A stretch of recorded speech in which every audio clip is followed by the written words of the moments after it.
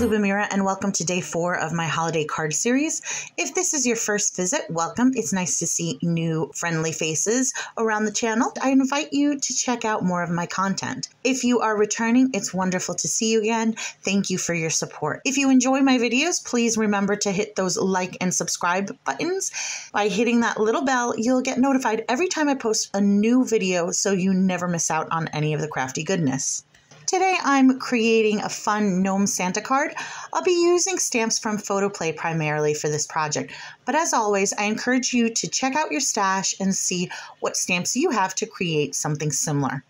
Let's get into the video. I first started off by creating a textured panel. I like starting off with anything that needs drying time first. This allows me to work on other parts of the card while the wet media dries. I cut down a white panel using my trimmer. In the end, this panel will end up being about 3 inches by 4 1/4. I used a brick pattern stencil to lay down some Ranger texture paste. I put down a fairly thick layer of the paste, not completely smoothing it out and not completely pulling to the edges either.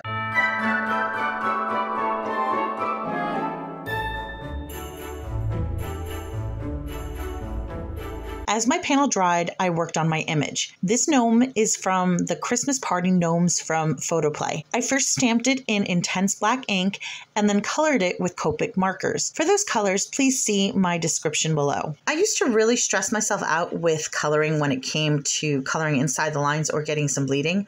Isn't it funny how something like crafting is supposed to relieve stress, yet we put so much pressure on ourselves? I eventually learned that things don't have to be perfect to still look great. And for those little over-the-line mishaps, well, that's what a white gel pen is for.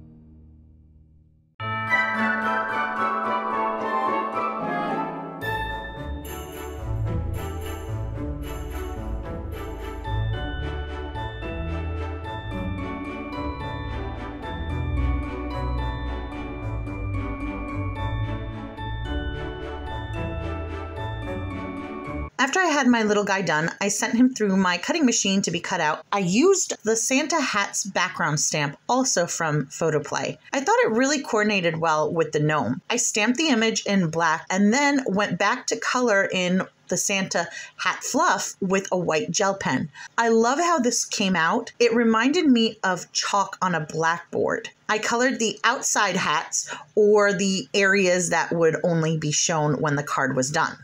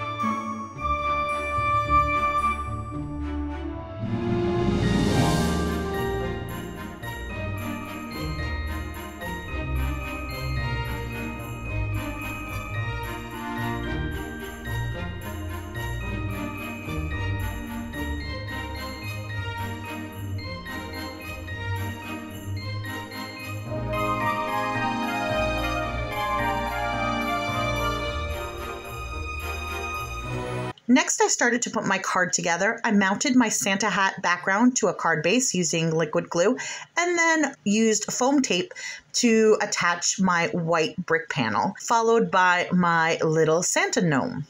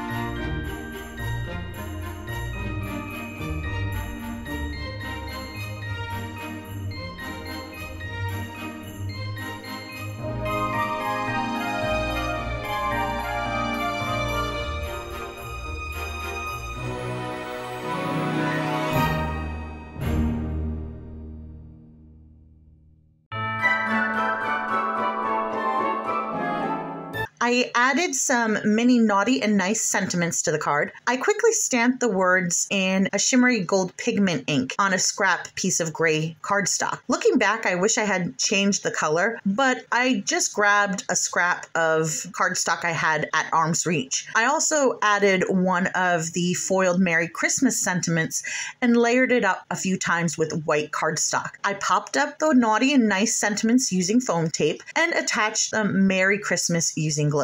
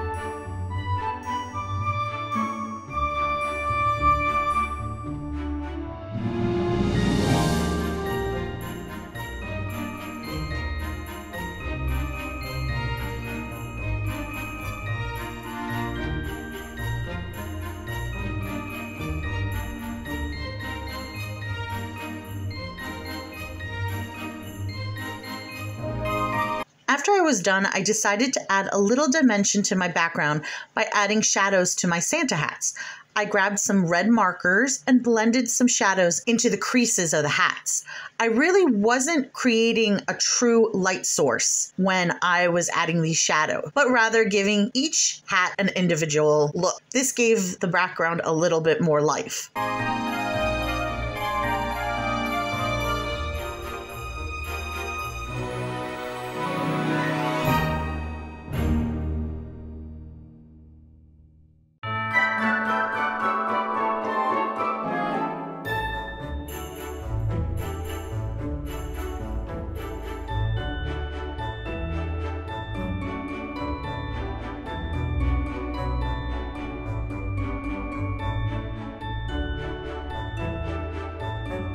And that's it for this card. My favorite part of the project was the background. I was really surprised how much the shadows added to the overall look of the project. What do you think? Let me know your thoughts in the comments below.